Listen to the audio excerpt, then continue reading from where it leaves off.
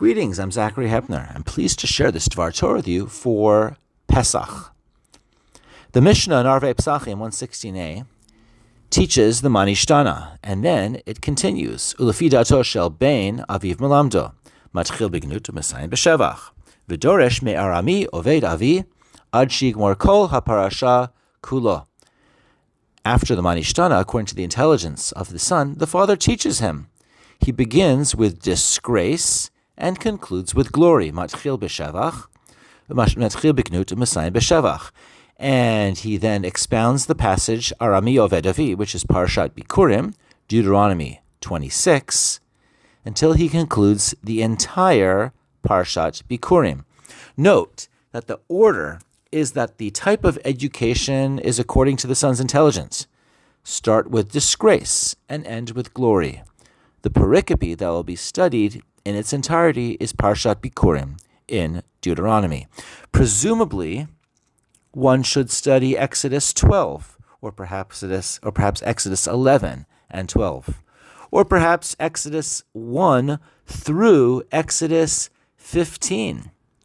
The Mishnah teaches that only the short Parshat Bikurim section will be studied, which is Deuteronomy 26. The Mishnah says he begins with disgrace and ends with glory. The Talmud continues.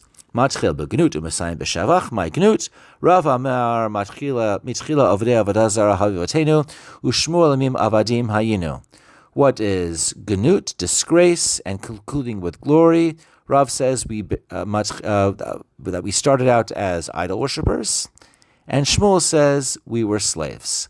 Then there is an often overlooked endnote. Amar le Rav Nachman ledaro avdei. Rav Nachman said to his servant Daro, Avda demapik le mare lecherut, v'ayv le kasba dahava, my bai le marle. A slave who is freed by his master, who gives him gold and silver, what should the slave say to him? Amarle bai la doy v'ashboche. Amarle patra milomar manishtana, patach ve'amar avadim hayinu. Daro replied to him, we must thank him and praise the master. He said to him, Rav Nachman then said to Daro, you have exempted us from reciting nishtana. And then he began to recite avadim hayinu. What's the purpose of this endnote, this dialectic between Rav Nachman and his servant Daro? Razbag makes little halachic use of it. Razbag writes, patach ve'amar, la'achar she'elat haben. In other words, according to Razbag, Rav Nachman still had to engage with his sons, and the dialectic with the servant was just pedagogical, to include the servant into the table conversation. However, I feel that there's more. Note that the Mishnah teaches that the nishtana and then instructs the nature of the education to be on the level of the individual, and then it continues from disgrace to glory. Rav Nachman asked Daro a question that begins with disgrace and ends with glory. It was Daro who answered that according to what we call today natural law, meaning a divinely decreed law based on common sense, that the master should be acknowledged and he should be praised. But Rav Nachman at this point ought to have said, you have exempted us from the Hagaddah, but he didn't. He only said, you've exempted us from the nishtana. The question is, what is the purpose of this story? And why nishtana? Why wasn't he exempted from everything based on Daro's answer? The simple answer could be that the servant had an inferior intellect. He was unfamiliar with the nishtana. By engaging with Daro directly, he was bringing the servant to the Haggadah milieu. Could the notion of the nishtana be simply asking a Passover-related question? The nishtana's questions about the night, and Rav Nachman's question is about something that will only happen later in the evening. Either way, I'd like to make the following observation. What's primary? The pericope of Bikurim or the rule of matchil bignut u'mesayin b'shevach? The Mishnah first gives the rule of the spirit of the study session. Matchil bignut u'mesayin b'shevach. Start with disgrace and end with glory. And only then does it instruct what to be studied, which is the study of the law of the declaration of Bikurim. In other words, one is not capable of fulfilling the mitzvah of Haggadah without concluding with glory and praise. Study of Parshat Bikurim is not a suggested text, but it's the required text, because Exodus 1 through Exodus 14 contain no praise. The praise only begins on Exodus 15, the Song of the Sea. That's a tall task. We're requiring people to read all 15 chapters of Exodus because the required praise begins in chapter 15. Back to Rav Nachman's servant Daro. It remains an unanswered question. What exactly Daro exempted the party from reciting?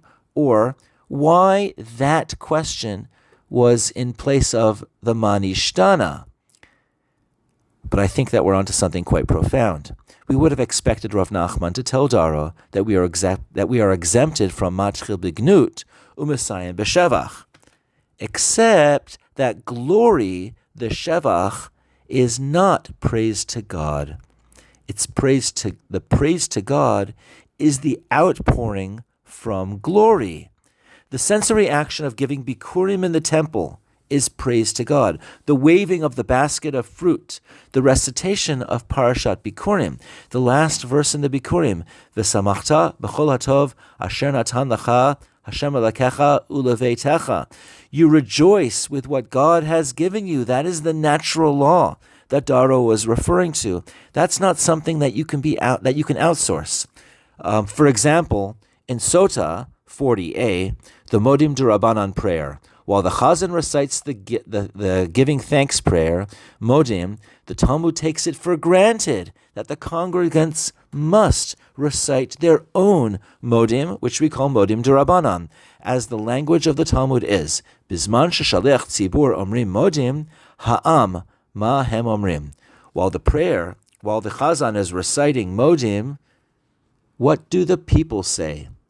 That is not a debated question. The only question is what is the language of that prayer. But they're obligated to have their own modim.